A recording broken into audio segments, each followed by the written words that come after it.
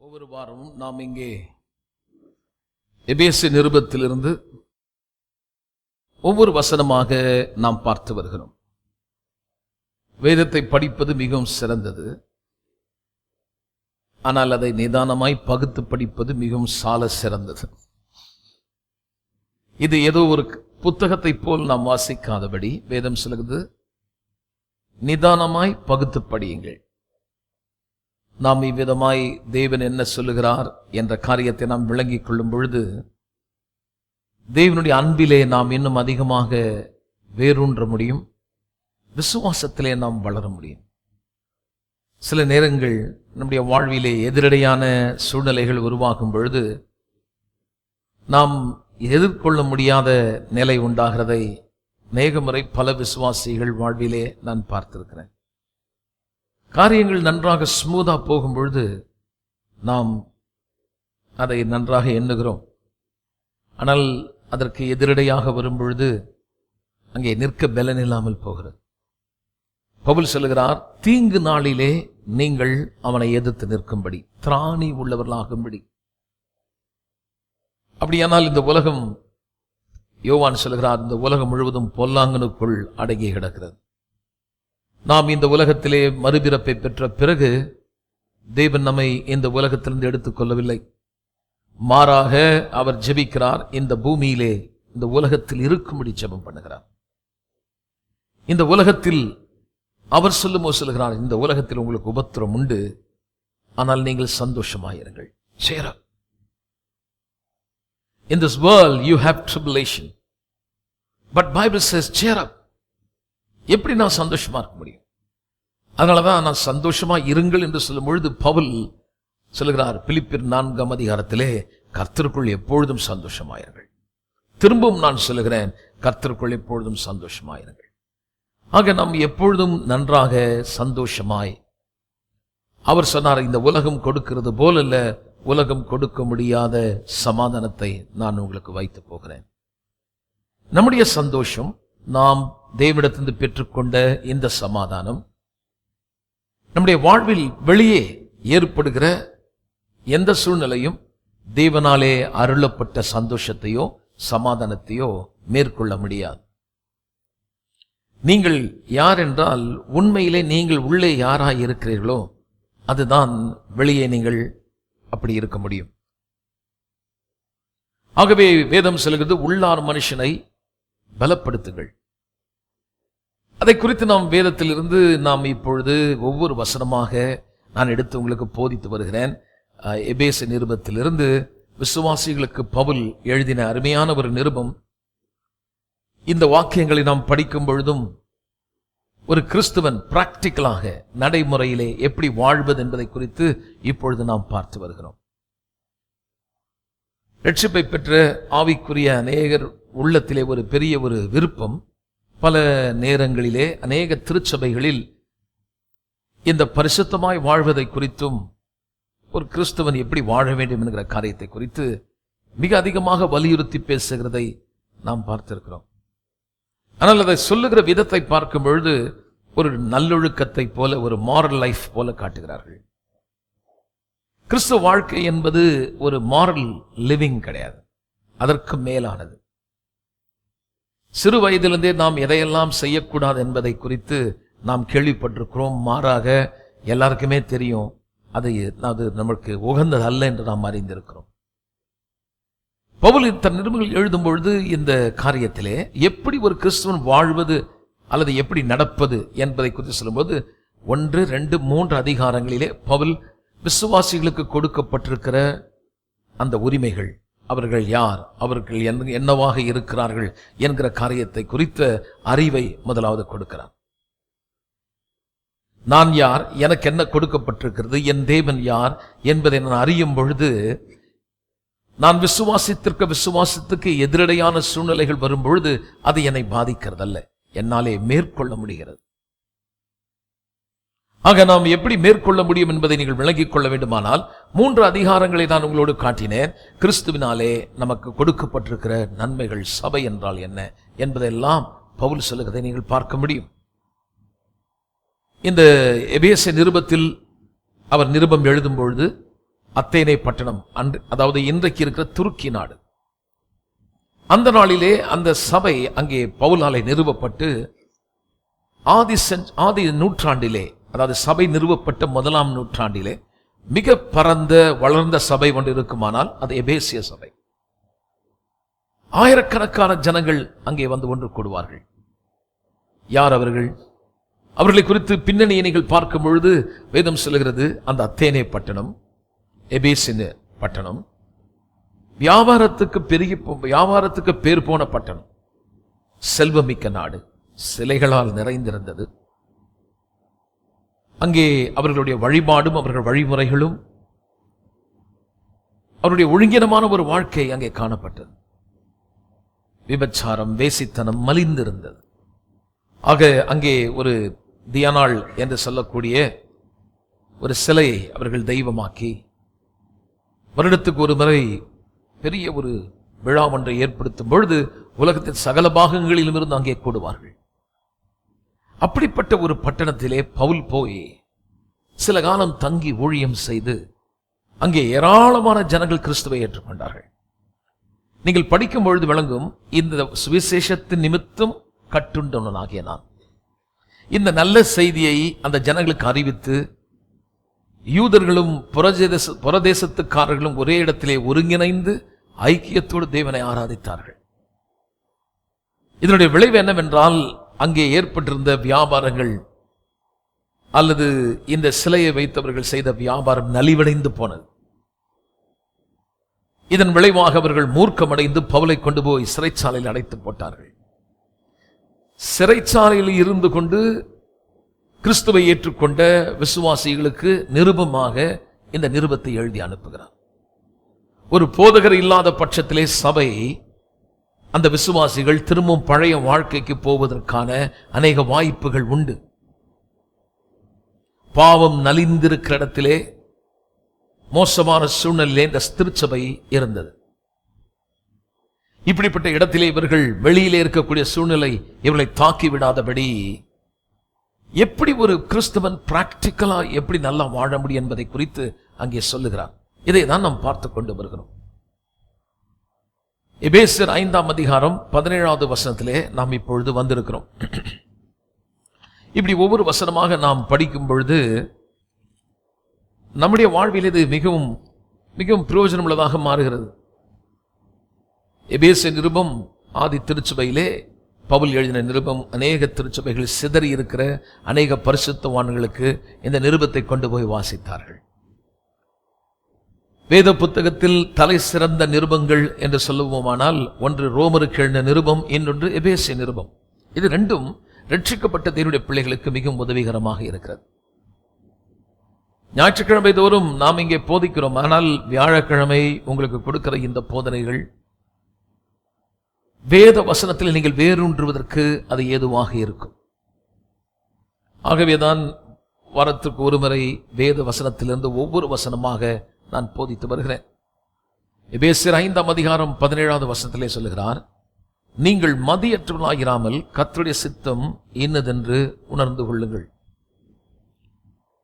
தேவனுடைய சித்தம் என்னதென்று நான் புரிந்து கொள்வது எவ்வளவு அவசியமானது என்று சொல்லும் பொழுது அவர் சொல்லுகிறார், நாட்கள் மிகவும் பொல்லாதா இருக்கிறது.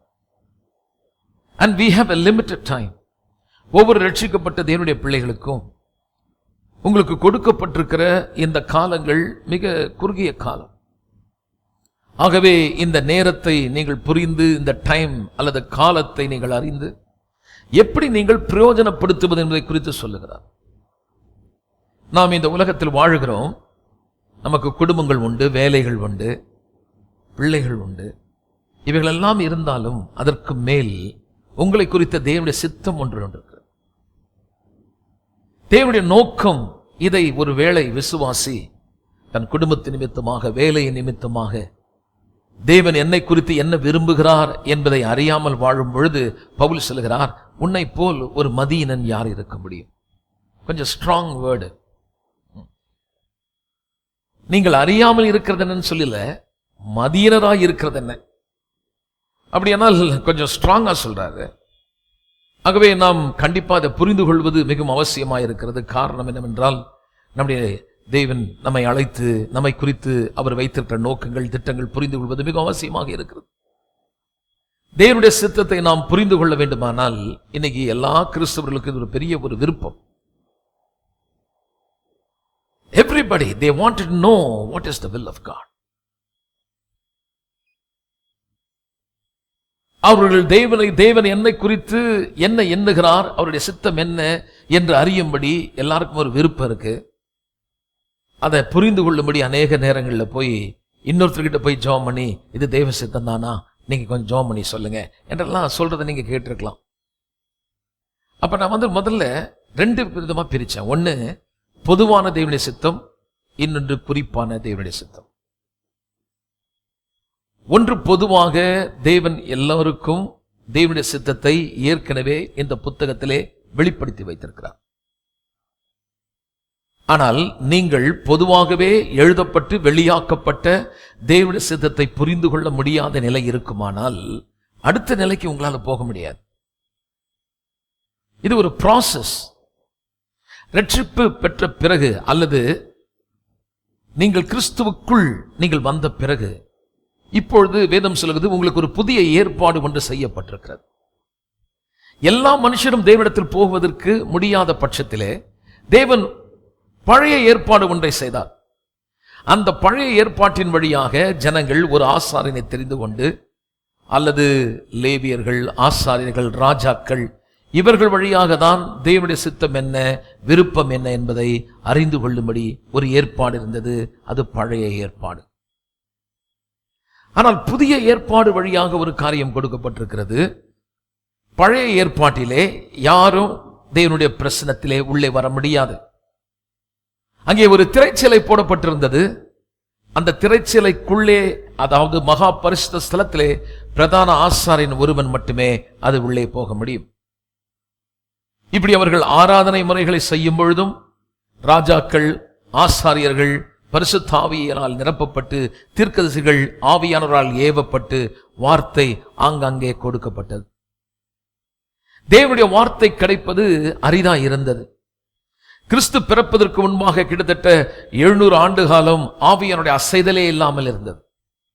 ஆனால் அவர் வந்த பிறகு, மரித்து உயிரோடு எழுந்த பிறகு வேதம் சொல்கிறது, இனி மாம்சமான யாவர் மேலும் தமது ஆவியை தேவன் பொழிந்தருளுகிறார். இந்த பொழிந்தருளுதல் என்று சொல்லும்போது மழை அப்படியே இறங்குற மாதிரி, மழையில போய் நின்னீங்கன்னா தலையிலிருந்து கால் வரைக்கும் நினைஞ்சிருவீங்க.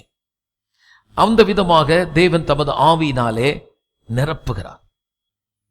தேவனுடைய ஆவியை பெறாதவன் தேவனுடைய காரியங்களை விளங்கிக் கொள்ள முடியாது.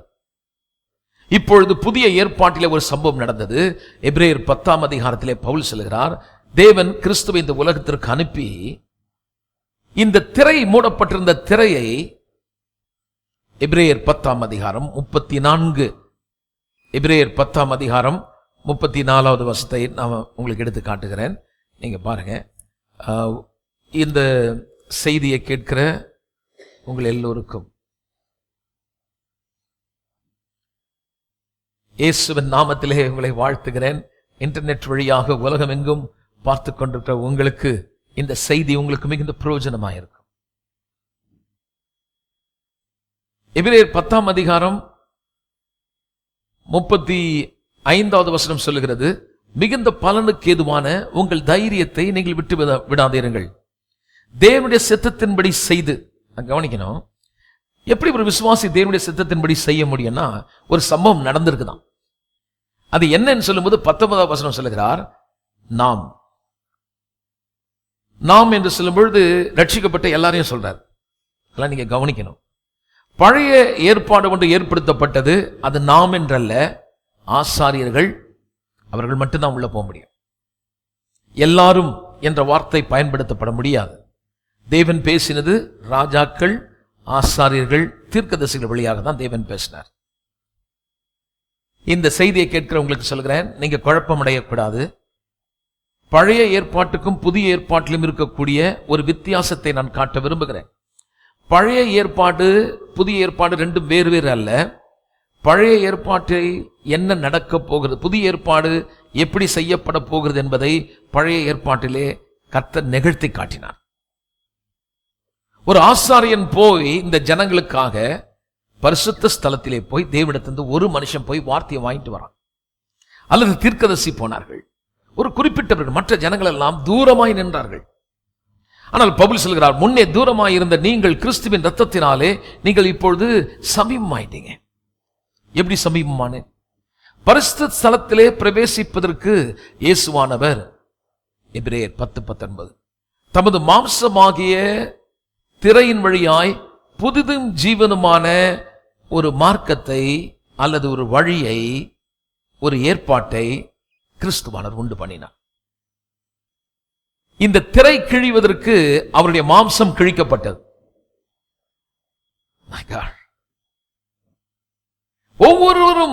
ஒவ்வொருவரும் எனக்கு நான் ரட்சிக்கப்பட்டுட்டேன், எனக்கு தேவனுடைய சித்தம் என்னன்னு தெரியக்கூடாது. இனி நீங்கள் தூரமாய் அந்நியர்களாய் தேவனுடைய ராஜ்யத்துக்கு தூரமானவர்களாய் இராதபடி புதிய ஏற்பாடு ஒன்று செய்யப்பட்டது. எல்லாரும் நாம் உள்ளே நுழையும்படி, தேவனுடைய விருப்பத்தை சித்தத்தை நீங்கள் அறிந்து கொள்ளும்படி ஒரு காரியம் நிகழ்ந்தேறியது. அது என்னவென்றால், தேவன் தமது சொந்த குமாரனை இந்த உலகத்திற்கு அனுப்பி இந்த திரை கிழிக்கப்பட்டு அல்லது அவர் மாம்சத்தை அடித்து நொறுக்கப்பட்ட பொழுது இந்த திரைச்சலி இரண்டாக பிரிந்தது. அதை என்ன நிழலாட்டம் என்றால், உள்ளே எல்லாரும் வரலாம். இனி தேவனுடைய சித்தம் என்பது மறைக்கப்பட்டல்ல, எல்லாருக்கும் தேவனுடைய சித்தம் வெளியாக்கப்பட்டிருக்கிறது. இனி நீங்கள் இன்னொருவர் வழியாக அறிந்து கொள்வது தேவனுடைய சித்தம் அல்ல. அதை தான் பவுல் இங்கே சுட்டி காட்டுகிறார்.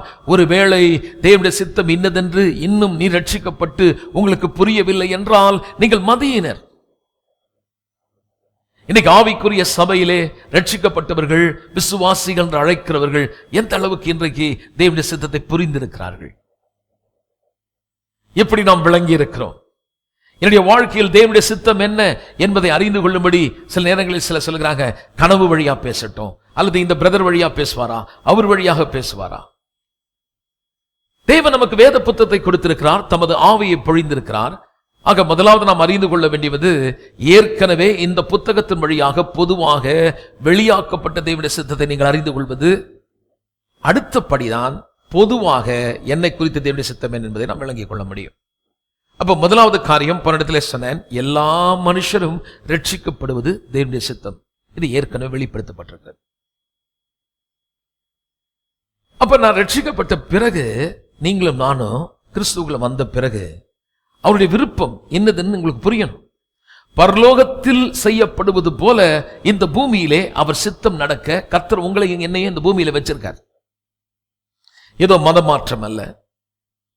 நீங்கள் சபையிலே வந்து ஒரு சபையில் அங்கத்தினராகி உங்க குடும்பத்துக்கு ஒருத்தர் சொல்றாரு, நல்லது கெட்டதுக்கு ஒரு கோயில் வேணாமா?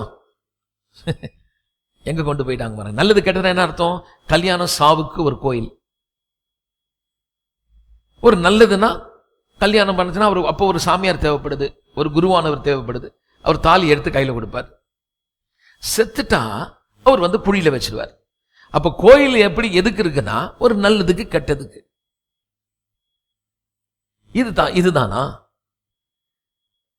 முதலாவது, ஒரு விசுவாசி மறுபிறப்பை பெற்ற பிறகு அறிய வேண்டிய ஒரு காரியம், நான் இந்த பூமியில் எதற்கு இருக்கிறேன் என்றால், பரலோக தேவனுடைய விருப்பத்தை இந்த பூமியில நிறைவேற்றும்படி தேவனுடைய பிரதிநிதியாக.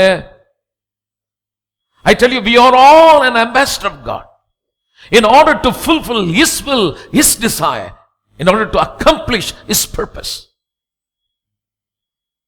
If you don't understand, ஒருவேளை நீங்கள் எதற்காக இந்த பூமியில் இருக்கிறேன், கர்த்தருடைய சித்தம் இன்னதென்று அறியாமல் அதை புரிந்து கொள்ளாதபடி இதில் என்ன எழுதியிருக்கிறீர்கள் விளங்காத பட்சத்திலே நீங்கள் எப்படி தேவனோடு தொடர்பு கொள்ள முடியும்?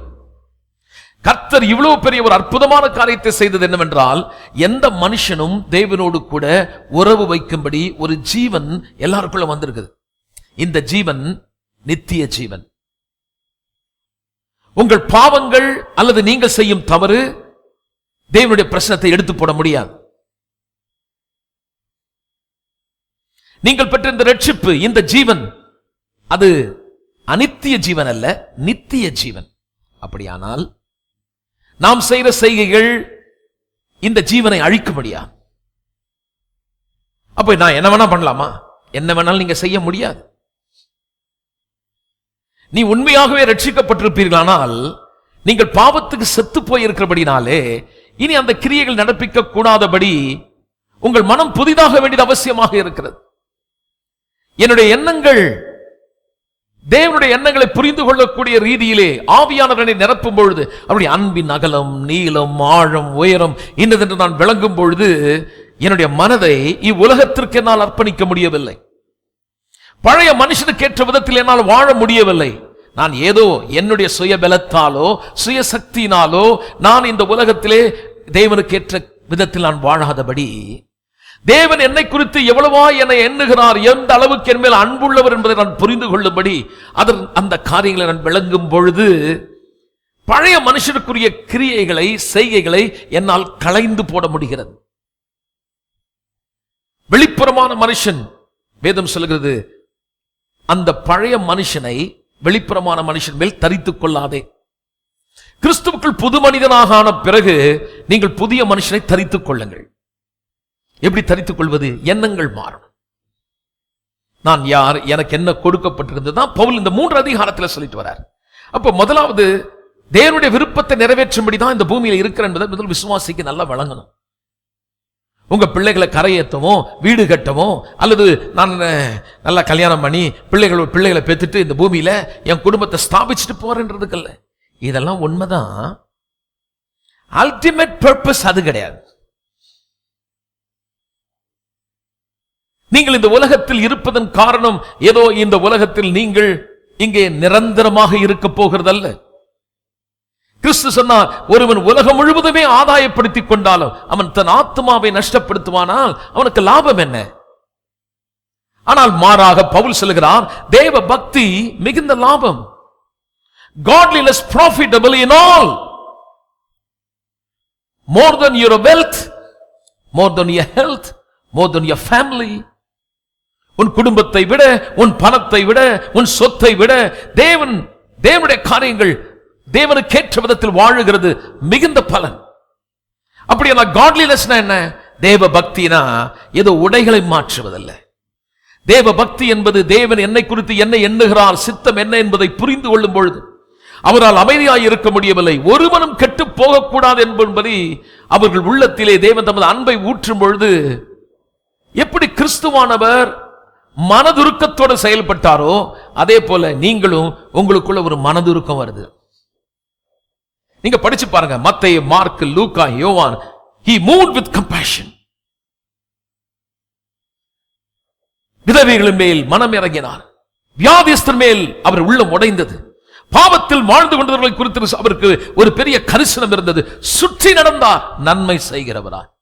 எங்கு பார்த்தாலும் எப்பொழுதும் அடிக்கடி வேதம் சொல்கிறது அவர் மனதுருகினார். இந்த ஜனங்கள் மாற வேண்டும். ஜெபித்தார், பிதாவே நீரும் நானும் ஒன்றாய் இருக்கிறது போல அவர்கள் நம்மில் ஒன்றாகட்டும். நான் சொல்லுகிறேன் பிரியமானவர்களே, அவர் ஜெபத்தை கற்றுக் கொடுக்கிறார். பரமண்டலத்தில் எங்கள் பிதாவே உமது நாமம் பரிசுத்தப்படுவதாக, நீர் வாழ்க, உம்முடைய ராஜ்யம் வரட்டும், உம்முடைய சித்தம் பரலோகத்தில் செய்யப்படுவது போல இந்த பூமியில் செய்யப்படட்டும். அப்படின்னா விசுவாசி ரட்சிக்கப்பட்ட உடனே தேவனோடு உறவு வைக்கிறான், ஆராதிக்கிறான்.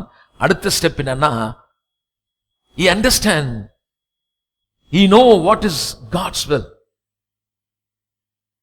என்னை குறித்து தேவனுடைய சித்தம் என்ன என்பதை புரிந்து கொள்கிறான். அவனுடைய மனம் சும்மா இருக்கல, உள்ளம் ஆவியிலே ஒரு மனதுருக்கம் உண்டாகிறது. எல்லாரும் ரட்சிக்கப்படணும். எல்லாம் சொல்லுவோம். உண்மையான ஒரு ரட்சிப்பு என்று சொல்லும் பொழுது இது ஒரு மதமாற்றம் அல்ல, தேவனுடைய ராஜ்யம் பூமியிலே வருவது. கிறிஸ்து இந்த உலகத்தில் வரும்போது சொன்னார், தேவனுடைய ராஜ்யம் வருவதாக வசனத்தை பிரசங்கித்தார், சமீபமா இருக்குதுன்னு சொன்னார். போதித்த பிறகு சொன்னார், தேவனுடைய ராஜ்யம் வந்து விட்டது. அப்ப தேவனுடைய ராஜ்யம் எங்க இருக்குதுன்னு பாத்தீங்கன்னா தேவனுடைய வார்த்தையில் இருக்குது. 2 காரியம் சொல்கிறது. ஒன்று பிசாசின் ராஜ்யம், இன்னொன்று தேவ ராஜ்யம். இந்த உலகத்தில் தேவனுடைய ராஜ்யம் எல்லைகள் விரிவாகும்படி கர்த்தர் உங்களை இந்த பூமியில வச்சிருக்காரு. நீங்க செய்ய வேண்டியது என்ன? எல்லா மனுஷன் ரட்சிக்கப்படும்படி தேவ சித்தத்தை நிறைவேற்ற கர்த்தர் இந்த பூமியில என்ன வச்சிருக்காருன்னு நல்ல ஸ்ட்ராங்கா உள்ள பதியணும்.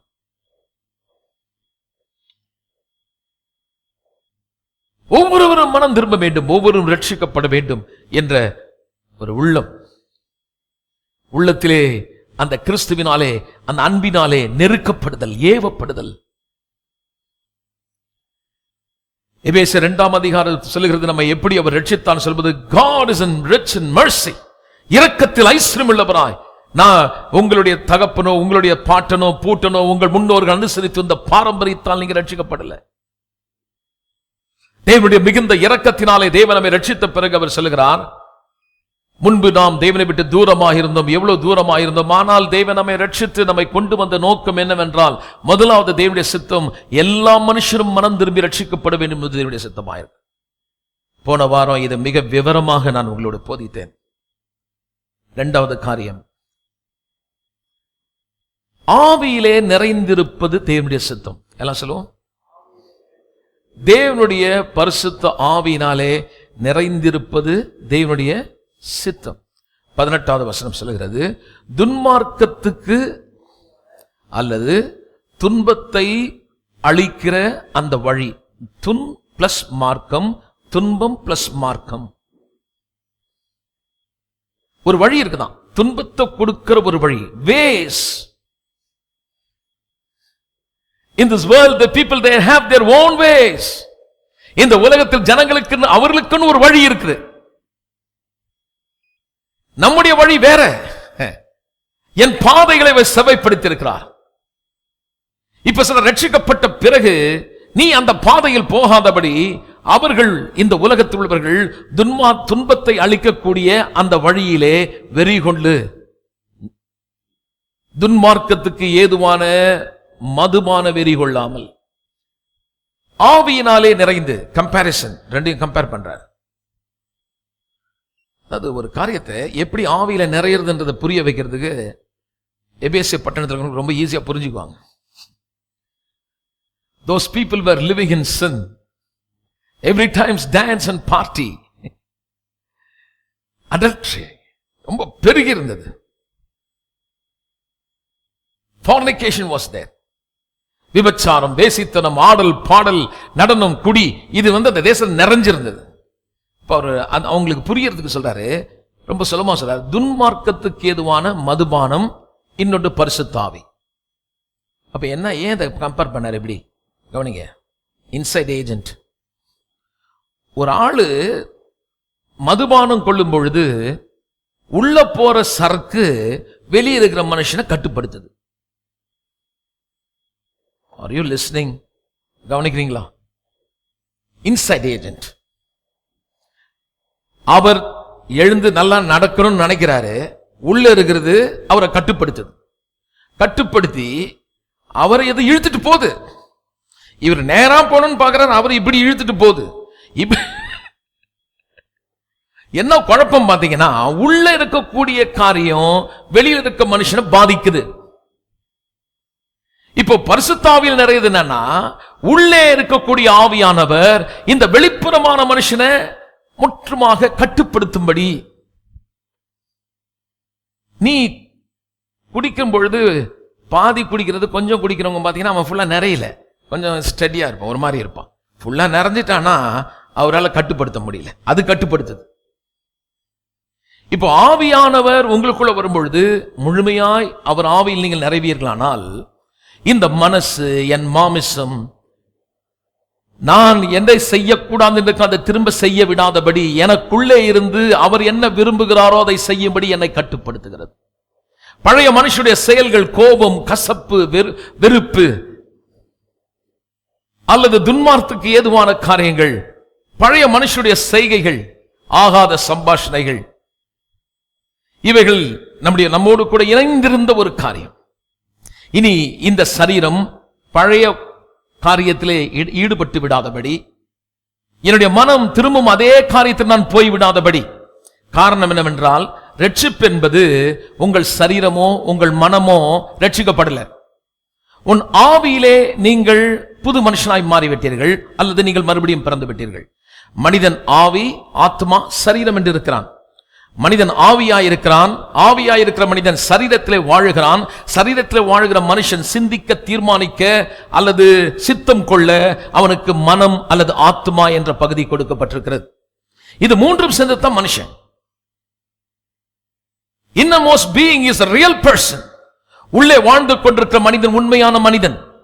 நீங்கள் உள்ளே இருக்கிறீங்க, நான் உள்ளே இருக்கேன். என் கண்ணாகிய ஜன்னல் வழியா உங்களை பார்க்கிறேன், நீங்க என்ன பார்க்கிறீங்க. இந்த சரீரம் உங்கள் வீடு. இந்த சரீரத்திலே நமக்கு உணர்ச்சிகள் உண்டு. தொட்டு உணர்ந்து புரிந்து கொள்ள, சித்தம் கொள்ள, தீர்மானிக்க மனம் அல்லது ஆத்மா என்ற பகுதியை கொடுத்துட்டார். இப்ப ரட்சிக்கப்பட்ட உடனே நீங்க உயரமாகல, நீங்க குள்ளமாகல, கருப்பாகனால வெள்ளையாகல, ரட்சிக்கப்பட்டாங்கன்னு தெரியல. ஏன்னா இது வெளியில நடக்கல, உள்ள நடந்திருக்கு. மதங்கள் என்றுதான் சொல்லுதுன்னா வெளியில ஏதாவது ஒண்ணு பண்ணிக்கொண்டு தன்னை ஆன்மீகவாதியாக அல்லது ஆவிக்குரியவர்கள் என்று காட்டும்படி வெளிப்படையான சில மாற்றங்களை செய்கிறார்கள். Christianity is not conversion, it is transformation, transfer into another formation. மதம் என்பது மாற்றங்களை ஏற்படுத்துகிறது, வெளிப்புறமான மாற்றம், உடைகளை மாற்றுகிறது, தன் சரீரத்தில் இருக்கக்கூடிய தோற்றத்திலே சில மாற்றங்களை செய்கிறார்கள். ஆனால் உள்ளே எந்த விதமான மாற்றம் இல்லை. ஒரு மாற்றம் என்று சொல்லும் பொழுது மெட்டமார்பாசிஸ், அல்லது ஒரு வண்ணத்து பூச்சி முட்டை போட்டு அதுல இருந்து கம்பளி பூச்சி வருது. இந்த கம்பளி பூச்சி ஒரு தோற்றத்திலிருந்து முற்றிலும் மாறுபட்ட இன்னொரு தோற்றத்துக்கு போதே அது மாற்றம் அல்ல, ஒரு மாற்றம். இந்த ஒரிஜினாலிட்டி போயிடுது, வேற மாதிரி ஆயிடுது. ரட்சிப்பு என்பது நம்மை மனுஷகுமாரனை தேவகுமாரர்களாய் மாற்றுகிறது. மனுஷகுமாரனை தேவகுமாரனாய் மாற்ற தேவகுமாரன் மனுஷகுமாரனாய் மாறினார். பாவ மனுஷனுடைய சாயலை அவர் எடுத்துக்கொண்டு தேவ மனுஷனுடைய சாயலை பாவ மனுஷனுக்கு கொடுத்தார். இப்பொழுது நீங்கள் உள்ள புதுசாயிட்டீங்க, ஆனா சரீரம் பழைய சரீரம், பழைய மனசு. எல்லாம் சொல்லுவோம், திரும்ப சொல்லுங்க. அதனால ரட்சிக்கப்பட்ட பிறகு திரும்ப திரும்ப அந்த எண்ணம் வருது. ஏன்னா உங்க மனம் இன்னும் ரட்சிக்கப்படல, உங்க சரீரம் இன்னும் ரட்சிக்கப்படல. இந்த சரீரம் செத்துக்கிட்டே இருக்குது. இந்த சரீரம் மீட்படையில. என்னதான் மருந்து கண்டுபிடிச்சாலும் எவர் எங்க மருந்து கிடையாது. You may have a health conscious, good, but I tell you, certainly you will die. ஆரோக்கியமா வாழ்றது நல்லதுதான், அதை குறித்த கருத்து எண்ணங்கள் வரவேற்கிறேன். ஆனா சாவு மரணம் என்பது நிச்சயம் நடக்கும், யாரும் தப்பிக்க முடியாது. ஏன்னா இந்த சரீரம் மீட்படையில. ஆனா உள்ள இருக்க பாருங்க, நீங்க சாவே மாட்டீங்க. நீங்க எப்படி ஒரு வீட்டை விட்டு வெளியே வரீங்களோ, இன்னொரு வீட்டுக்கு போறீங்களோ, அதே மாதிரி இந்த சரீரத்தை விட்டு உங்க ஆவி வெளியில வந்துடும். இப்ப கர்த்தர் சொல்றார், ரட்சிக்கப்பட்ட பிறகு இந்த சரீரம் அல்லது இந்த மனம், மனதுதான் இப்ப ரட்சிக்கப்படாத மனுஷன் கிங் மாதிரி. இந்த மனசு சொல்லுது கோ, அதை செய், அதை அடி, புசி அல்லது குடி, இதை செய்யணும் மனசு டிக்டேட் பண்ணுது. இப்ப ரட்சிக்கப்பட்ட பிறகு கர்த்தர் சொல்றாரு, இனி நீங்கள் இந்த மனசு சரீரமும் மனம் ராஜா மாதிரி உட்கார்ந்து உன்னை ஆளுகை செய்யக்கூடாது. கோவம் வந்துச்சு பேசிட்டேன், அடிக்கணும் தோணுச்சு அடிச்சிட்டேன், கோவம் வந்துச்சு என் வாயில நான் எல்லாத்தையும் பேசிட்டேன் அப்படின்னு சொல்லாம இருக்க, கட்டுப்பாட்டை நான் இழந்துட்டேன்னு சொல்லாம இருக்க, நீங்கள் ஆவியானவரால் கட்டுப்படுத்தப்படும்படி பவுல் சொல்றார், அவ ஆவியிலே நிறையுங்கள். எல்லாம் சொல்லுவோம், ஆவியிலே நிறைவேன். என்ன சொல்லுவோம், நல்லா சொல்லுவோம். அப்போ ஆவியானவர்களால் முழுசா கட்டுப்படுத்தப்பட்டா என்ன நடக்கும்? உங்கள் எண்ணங்கள் மாறுகிறது, உங்கள் பேச்சு மாறுகிறது. நான் ரட்சிக்கப்பட்டு ஆவிக்குரிய சபையில பார்த்திருக்கேன், பரிசுத்த ஆவியை பெற்ற உடனே அந்நிய பாஷை பேசிட்டு அவங்க மனசு மாத்துறதே கிடையாது. ஏன்னா அவங்க வார்த்தையை விரும்புறது இல்லை. கோயிலுக்கு போறதே ஏதாவது ஒரு ஜர்க்கு கிடைக்குமா, இல்லை ஏதாவது குடும்பத்தில் ஒரு பிரச்சனை மாறுமா, உடம்பு மேல கட்டி வந்தா அது தீருமா, கேன்சர் போகுமா, கிட்னி சரியாகுமா, இதுதான் நினைச்சிட்டு இருக்காங்க. இல்லை கடன் மாறணும். நான் அடிக்கடி இந்த திருச்சபையில சொல்றேன், இதுக்கு மேல ஒண்ணு இருக்கு, நீங்கள் தெய்வனோடு உறவாடுவது. இதை சொல்றாரு இயேசு சொல்றாரு, first seek ye first the kingdom of God and his righteousness, and all these things shall be added unto you. முதலாவது தேவனுடைய ராஜ்யத்தின் நீதியை தேடுங்கள், அப்பொழுது எல்லா பொருட்களும், வீடு, குடும்பம், மனைவி, உன்னுடைய வேலையில உயர்வு, சரீரத்தில் சுகம், இவைகள் எல்லாம் உனக்கு கூட கொடுக்கப்படும். அப்ப தேவனுடைய ராஜ்யம் என்று சொல்லும் பொழுது இஸ் கிங்டம், அவர் ராஜ்யம்.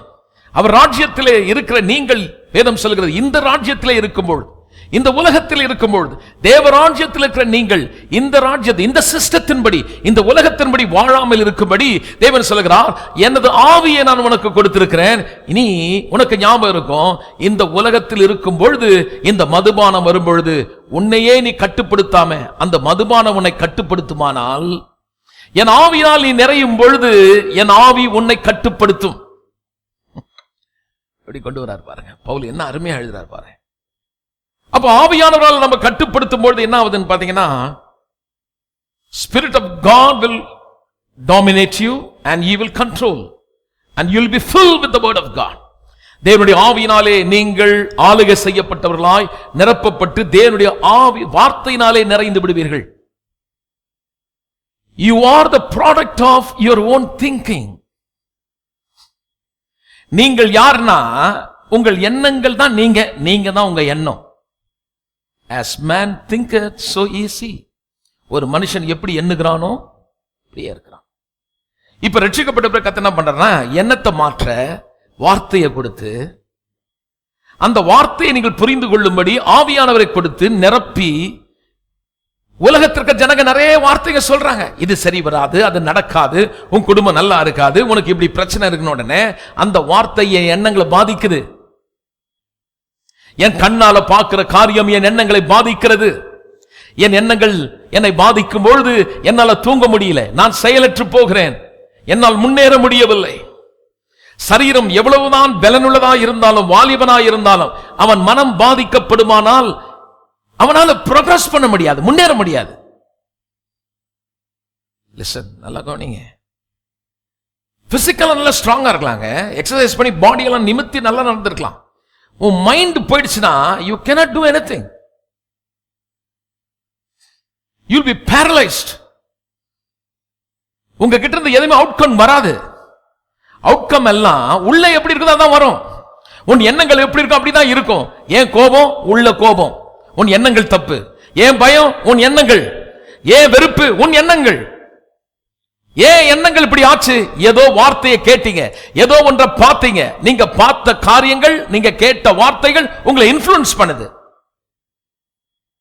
ஏதோ கோயிலுக்கு வாங்க, பாஸ்டர் ஒருத்தர் இருக்காரு, அவர் ஜெபம் பண்ணி மந்திரிச்சு விடுவார்னு சொல்லல. நீங்க சபைக்கு வாங்க, வந்து வார்த்தையை கேளுங்க, ஆவியினால் நிறையுங்கள், தேவனுடைய வார்த்தை உங்களுக்குள் நிரப்பப்படும், எண்ணங்கள் மாறும்.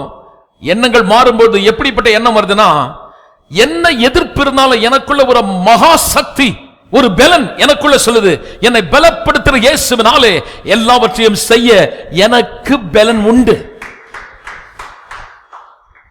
எல்லாமே நல்லா கை தட்டி தேவனை துதிக்கலாம். Nothing wrong in that. சொல்லுங்க, எனக்கு பலன் உண்டு. அப்ப பரிசுத்த ஆவியை தர்றது எதுக்குன்னா, உன் பேச்ச மாத்தணும், எண்ணத்தை மாத்தணும். எல்லாம் சொல்லுங்க, சட்டைய மாத்துறது இல்ல. Oh my God. ஒருத்தர் சொல்றார், நான் ஆவியில நிறைஞ்சிட்டேன், ஞானஸ்நானம் பெற்றேன், உடனே ட்ரெஸ் கோடு போயிட்டார். நாங்க இப்ப எல்லாத்தையும் விட்டோம் பிரதர், நாங்க இப்ப இப்படி ஆயிட்டோம். இப்படி ஆனதுல ஒரு பிரயோஜனம் இல்லைங்க. அதுக்கு நீ உன்னை யார் மாத்த சொன்னா? கர்த்தர் அதிகா சொன்னாரு, வெள்ளைய போட்டுக்கொண்டாரா? நான் எல்லாத்தையும் கழட்டிட்டேன்டாரு. எல்லாத்தையும் கழட்டி பிரயோஜனம் இல்லை, சட்டையை மாத்தி பிரயோஜனம் இல்லை, நகையை கழட்டிட்டேன், அதை எடுத்துட்டேன், இதை எடுத்துட்டேன், அது பிரயோஜனம் இல்லை. எண்ணங்கள் மாறுச்சா? உங்கள் பேச்சு மாறி இருக்கிறதா? எதிரே இருக்கக்கூடிய சூழ்நிலைகள் மத்தியில நீங்கள் பயந்து பேசுகிறீர்களா?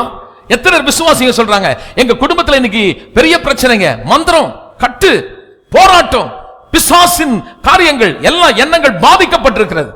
ஆனா நீங்கள் உண்மையாய் ஆவியில் நிரப்பப்பட்டிருந்தால் உங்கள் எண்ணங்கள் மாறும். நீங்க சொல்வீங்க, உலகத்திற்கிறவனை விட எனக்குள் இருக்கிறவர் பெரியவர்.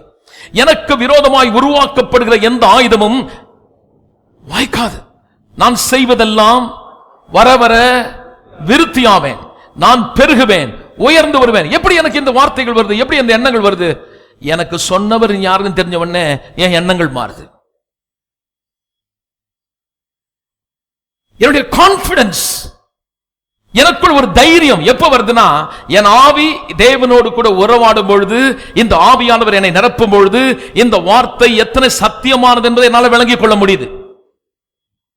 ஆவியானவருடைய உதவி இல்லைன்னா என்னை பத்தி மத்தவங்க என்ன பேசுறாங்களோ அது எவ்வளவு உண்மை எனக்கு விளங்குது. கவனிங்க கவனிங்க. குடும்பத்தில் இருக்கக்கூடிய பிரச்சனையை நீங்க பாக்குறீங்க, எனக்கு விளங்குது. அது என்ன அழிச்சிடுமோ, என்ன பயமுறுத்துது, எனக்கு விளங்குது. கையில காசு இல்லைன்னு எனக்கு விளங்குது, பயமா இருக்குது. ஆனா ஆவியானவர் உதவியினால் நான் நிரப்பப்படும் பொழுது என்னால் ஒரு காரியம் விளங்க முடிகிறது. என் தேவன் ஆதாரமானவர், வனாந்திரத்திலே வழியை உண்டு பண்ணுகிறவர், இல்லாத இடத்திலே ஒன்றை உருவாக்குகிறவர் தேவன் இருக்கிறபடினாலே இந்த காரியம் என்னை அழிக்க முடியாது. வழியே இல்லாமல் போனாலும் அங்கே ஒரு வழி ஒன்று உண்டாகும் என்று நான் அறிந்திருக்கிறேன்.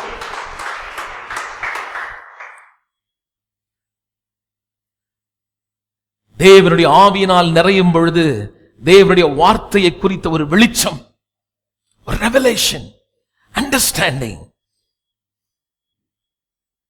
You may know the word, but I am really afraid how much you understand the word of God.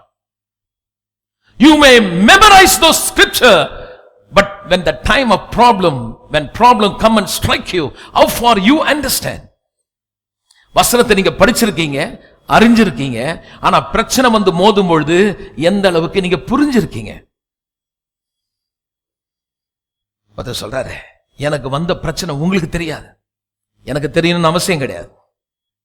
உங்க பிரச்சனை பத்தி எனக்கு தெரியணும்னு அவசியம் கிடையாது. என்னுடைய அவசியம், என்னுடைய விருப்பம், தேவனுடைய விருப்பம், நீங்கள் நம்பி வந்த தேவன் யார் என்பது உங்களுக்கு எவ்வளவு தெரிஞ்சிருக்கு. இன்றைக்கு இருக்கிற கடன் தொல்லையை நீங்க புரிஞ்சிருக்கீங்களே, அதை விட ஒரு காரியம் தெரியணும், உன் தேவன் உன் குறைவுகளை நிறைவாக்குவான் எழுதிருக்குதே, அது புரிஞ்சிருக்கா? தாயை மறந்தாலும் நான் உன்னை மறக்க மாட்டேன், உன் வலதுகையை பிடிச்சிருக்கேன்னு சொன்னாரே, நீங்க படிச்சா போதாது. எல்லாரும் கைவிட்ட பொழுது உங்களுக்கு புரியுதா கர்த்தர் கை பிடிச்சிருக்காருன்னு? அப்படின்னா நீங்க கவலைப்பட மாட்டீங்க, அப்படின்னா நீங்க அழமாட்டீங்க. அப்படின்னா தெரியும், அக்கினி ஊடாய் நடந்தாலும் நான் வேகாது இருப்பேன்.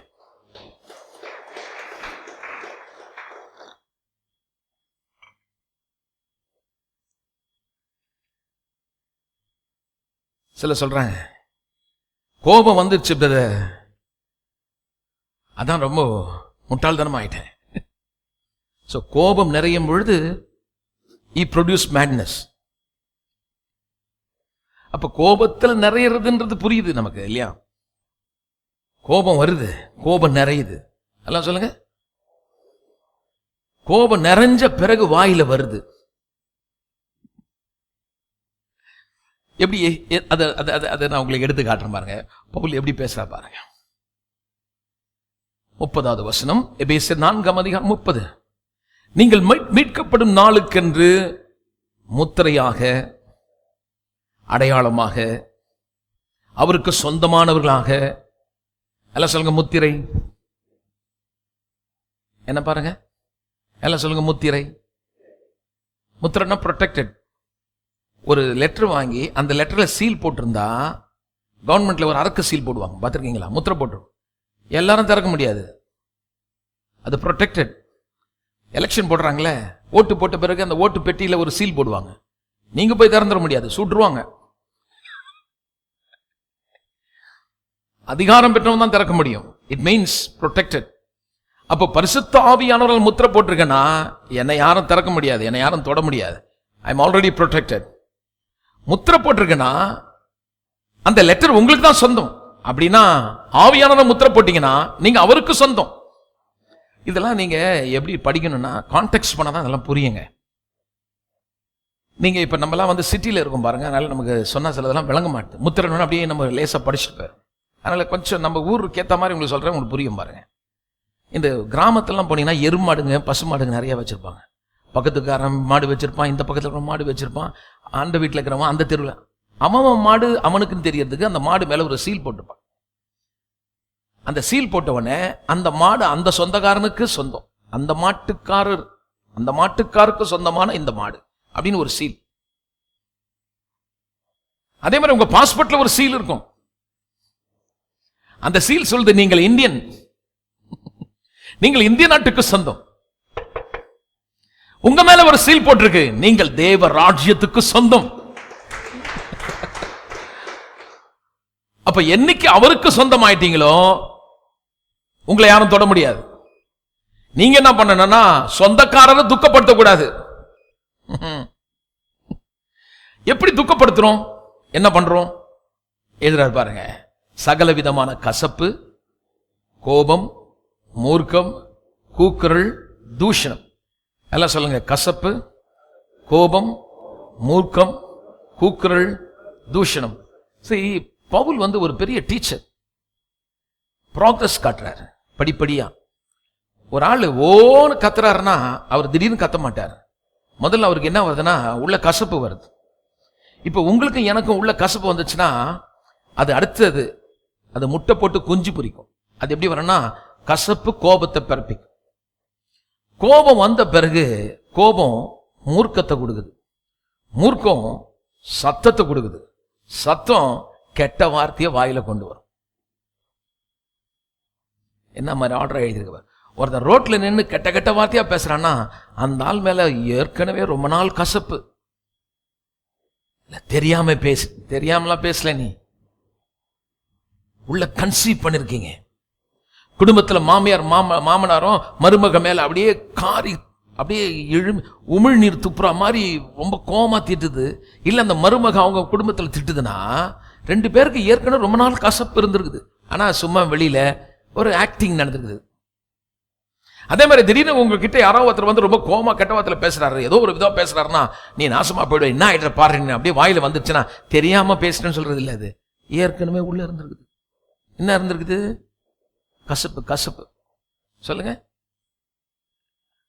இட் இஸ் ஆல் இன்சைட், உள்ள.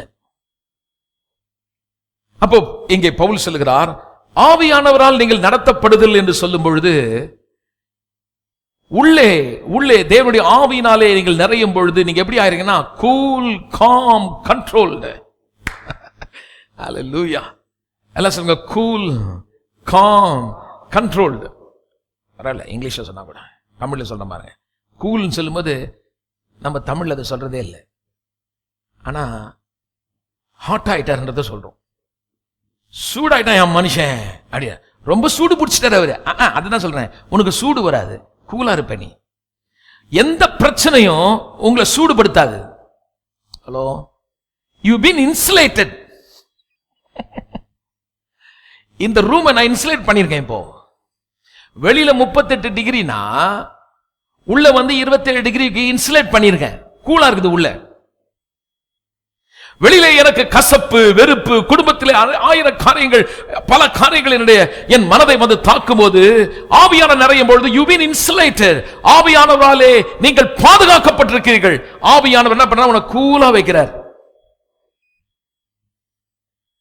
Are you here? எல்லாம் கவனிக்கிறீங்களா? ஞாயிற்றுக்கிழமை நான் இப்படிலாம் போதிக்கிறது இல்லை, தெரியுமா உங்களுக்கு? ரட்சிக்கப்பட்டவங்களுக்கு தான் இது கொஞ்சம் வளர்ந்தா தான் புரியும். ரட்சிக்கப்படாதவங்களுக்கு நான் சொன்னா விளங்காது. ரட்சிக்கப்பட்டிருந்தா கண்டிப்பா புரியும். ரட்சிக்கப்படாம இருந்தாலும் புரியும், ஆனா ரட்சிக்கப்பட்டவங்களுக்கு ரொம்ப நல்லா புரியும். இப்ப உங்களுக்கு நீங்க ரட்சிக்கப்பட்டீங்களா என்ன எனக்கு தெரியாது, ஆனா கண்டிப்பா நான் பேசுறது உங்களுக்கு புரியும். வேத வசனம் எல்லாருக்கும் புரியும். படிச்சிருக்கீங்களா படிக்கலாம் முக்கியம், ஆவியானவர் இங்க இருக்கிறார். ஆனா ரட்சிக்கப்பட்ட பிறகு இன்னும் நல்லா புரியணும். ஆனா ரட்சிக்கப்பட்டு நான் இவ்வளவு கோவம் வந்துருச்சு பிரதர், கோபமா பேசிட்டேன் பிரதர், மனைவி கிட்ட நான் அப்படி பண்ணிட்டேன். சரி, நம்ம எல்லாம் ஹியூமன் பீயிங் பாருங்க, நம்ம எல்லாம் மனுஷன் தானே, கோபம் வரதான் செய்து. ஆனா கோபம் நம்மளை ஆளக்கூடாது, கூல் டவுன் ஆயிடணும். வெளியில பயங்கரமா இருக்குது வெயில், உள்ள சூடாகாம இருக்குதா? சூடு வருது, கொஞ்சம் கொஞ்சம் திறந்து வச்சேன்னா சூடு வந்துடும் உள்ள. அந்த மாதிரி என் மனசை கொஞ்சம் கொஞ்சம் நான் கர்த்தருக்கு இடம் கொடுக்காம திறந்து வைக்கும்போது உள்ள சூடு ஏறிடுது. ஏசி தான் பண்ணிருக்கிறேன், நான் ஜன்னல கதவெல்லாம் திறந்து வச்சுன்னா வெளியிற சூடு உள்ள வந்து இந்த இன்சுலேட் பண்ண பகுதியை பாதிக்குது. உங்க வாழ்க்கையில ஏன் சூடு வருது? ஏற்கனவே இன்சுலேட்டட் நீங்க. ஆவியானவர் உங்களுக்குள்ள God has given you sober mind, தெளிந்த புத்தியை கொடுத்திருக்கார். In spite of all that, you don't want to see the word. Rather than seeing the word, you are focusing your problem. தேவனுடைய வார்த்தையை பார்க்கிறதுக்கு மேலாக உங்க பிரச்சனையை பார்க்க you are opening the door for demon. பிசாசுக்கு கதவை திறக்கிறோம். உடனே அவன் சொல்றான், ஹே see listen, 6 வாரம் கோயிலுக்கு போன, ஜெபம் பண்ண, உன் குடும்பத்தை பாத்தியா, உன் வீட்டை பாத்தியா, உன் மனைவியை பாத்தியா, உன் குடும்பத்தை பிள்ளைய பாத்தியா, உனக்கு என்ன நடந்தது? உடனே மனசுல அப்படியே சூடு ஏறுது. ஏன் சூடு ஏறிச்சு? கதவை திறந்துட்டோம். என்ன திறந்துட்டோம்? ஏசி நல்லா கூல் தான் இருக்குது. சும்மா சும்மா கதவை திறந்து கூலிங் இருக்காது, கொஞ்சம் குறைஞ்சிடும். அந்த மாதிரி எப்ப பாரு உங்க வீட்டு பிரச்சனை எப்படி பார்த்துன்னு, பிள்ளைய பார்த்துன்னு, மகளை பார்த்துன்னு, மனைவியை பார்த்துன்னு, பணத்தை பார்த்துட்டு, பீரோவை திறந்துக்கிட்டு பணம் இல்லைன்னு சொல்லும் போது மனசுல சூடு பிடிக்குது. இப்ப நான் என்ன பண்றேன்? சுற்றி நெருங்கி இருக்கிற பாரங்களை தள்ளி, பாவங்களை தள்ளி, என்னை அழைத்த ஒருவர் இருக்கிறான் அறிந்து என் விசுவாசத்தை துவக்கிற ஒருவர் இருக்கிறபடினாலே இயேசுவை பார்க்கும்படி, இயேசு என்று சொல்லும் பொழுது வார்த்தையை பார்க்கும்படி. எப்படி நான் வார்த்தையை பார்க்கிறேன்? இவ்வளவு பிரச்சனை இருக்குது, இவ்வளவு போராட்டம் இருக்கும்போது ஆவியான நிரப்பும் பொழுது ஆவியானவர் தேவனுடைய வார்த்தைகளை பார்க்க என் கண்ணை திறக்கிறார், உங்க கண்ணை திறக்கிறார். அவர் சொல்றாரு, ஏன் பயப்படுற? அந்த நேரத்தில் பேசுறார், வார்த்தையை ஞாபகப்படுத்துறார். நான் உன் கூட தானே இருக்கிறேன், நான் உன்னை மறப்பேனோ? நீ என்னால் மறக்கப்படுவதில்லை, நீ தள்ளாடுவதில்லை, நீ முறிந்து விழுவதில்லை அப்படின்னு உள்ள இருந்து தேவனுடைய வசனத்தை எடுத்து நம்மளுக்கு ஞாபகப்படுத்துறார். அல்லேலூயா சொல்லுவோமே, நல்ல சத்தமா சொல்லுவோம். கமான். எப்போ அவர் நம்மளை கூலா வைக்கிறாரோ நெக்ஸ்ட் நம்ம ரொம்ப காம் ஆயிடும், அமைதியா இருப்போம். எல்லாம் சொல்லுங்க. வீடே கொந்தளிக்கும், நீ அமைதியா இருப்ப. என்ன மாதிரி ஒரு பொசிஷன்ல வந்திருக்கீங்க பாருங்க. நீங்க எல்லாரும் பயந்து கதறிட்டு, இப்படி இருக்குதாங்க, அப்படி இருக்குதாங்க. சொந்தக்காரன் வந்து சொல்லுவாங்க, அவங்க சொல்லுவாங்க, ஏதாவது கவலை இருக்குதா இந்த முகத்துல? இது ஒன்னும் நடக்காத மாதிரி இருக்குது. என்ன பண்றது? ஃபுல்லா இன்சுலேட்டட் பண்ணிட்டார் ஆண்டவர். நான் கவலைப்பட மாட்டேன். எல்லாம் சொல்லுங்க. ஆனா பொறுப்பா இருப்பேன். சொல்லுங்க சொல்லுங்க. நம்ம ஆளுங்க ஒரே குழப்பம். கவலைன்றது வேற, பொறுப்புன்றது வேற. பாருங்க, கவலைப்பட மாட்டேன், ஆனா பொறுப்பா இருப்பேன். குடும்பம் இப்படி கடன் தொழில வாழுது, நான் கவலைப்படாம இருந்தாலும் பொறுப்பு எனக்கு இருக்கு. அந்த பையனை கரை ஏத்துறது என் பொறுப்பு, என் பிள்ளைய படிக்க வேண்டியது என்னுடைய பொறுப்பு, என் மனைவியை உடுத்து வைக்க வேண்டியது என் பொறுப்பு. ஏன்னா எதையும் கவலைப்பட மாட்டேன். ஒருத்தர் சொல்றாரு, என்னைக்கு இந்த பைபிளை தூக்கணும் அன்னைக்கு நான் கவலைப்படுறதே இல்லை. அவங்க வீட்டிலேயே சோறு ஆகுதா, அது கோழி ஆகுதா, சாம்பார் ஆகுதா, எனக்கு எதையுமே நான் பார்க்கறது இல்லை. எல்லாத்த தூக்கி போட்டேன். உன்ன மாதிரி ஒரு கேடு கட்ட ஆள் யாருமே இருக்க மாட்டான். சொந்த குடும்பத்தை நடத்தாதவன் எப்படி நீங்கள் சாட்சியா இருக்க முடியும்? நம்ம சபையில பாத்தீங்கன்னா, கிறிஸ்துவ சபையில், ஆவிக்குரிய சபையில சாட்சி கொடுக்கிறது ஒரு பெரிய திருநெல்வேலி அல்வா மாதிரி. அவங்களுக்கு கோயில வந்தோன்னு சொல்லுவாங்க, எனக்கு ஒரு சாட்சி கொடுங்களேன்னு.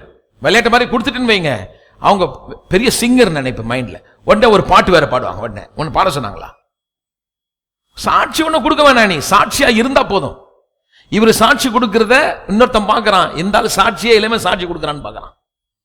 சாட்சி கொடுக்க வேணாம், சாட்சியா வாழுங்க. பரிசுத்த ஆவி வரும்பொழுது நீங்கள் பலனடைந்து சாட்சி கொடுப்பீர்கள். சொல்ல சாட்சியா இருப்பீர்கள். நான் பண்றது இப்படிலாம் சொல்லும்போது கொஞ்சம் ஸ்ட்ராங்கா தான் இருக்கும். நான் என்ன பேசுறேன்னு நிறைய பேருக்கு வந்து கேட்கறது இல்லை. சொல்றாரு, அவர் நிறைய ப்ராஸ்பரிட்டி பேச. ஆமா, ப்ராஸ்பரிட்டி பத்தி தான் பேசுறேன். இந்த மாதிரி ஒரு செழிப்பு வேற எங்கேயுமே இல்லைங்க. நீர்ப்பாய்ச்சலான தோட்ட, நீ வற்றாத நீரூற்று நம்ம மேல பாயுது. நான் காஞ்சி போவே மாட்டேன், கனி கொடுப்பேன், நல்லா இருப்பேன், வர வர விருத்தியாவேன், 1000 மடங்கு நல்லா இருப்பேன். என்னை பலப்படுத்துற ஒருத்தர் இருக்கிறதுனால என்னை வெளியில் இருக்கக்கூடிய எந்த சூழ்நிலை என்னை கட்டுப்படுத்த முடியாது. என்னை கட்டுப்படுத்தி சொல்றார், நட, நீ விழுந்து போக மாட்டேன், உன்னை நிமிர பண்ணுவேன், உன்னை நான் பலப்படுத்துவேன். இந்த மதில அப்ப எப்படி என்ன கண்ட்ரோல் பண்றாருன்னா, நீ இதை தாண்ட நான் உன்னை கண்ட்ரோல் பண்றேன், நீ விழ மாட்டே, போ. I will control you. I take control of your family. உன் குடும்பத்தை நான் பொறுப்பெடுக்கிறேன் அப்படின்னு தெரிஞ்ச உடனே நான் பாட்டுக்கு காம் ஆயிடுறேன்.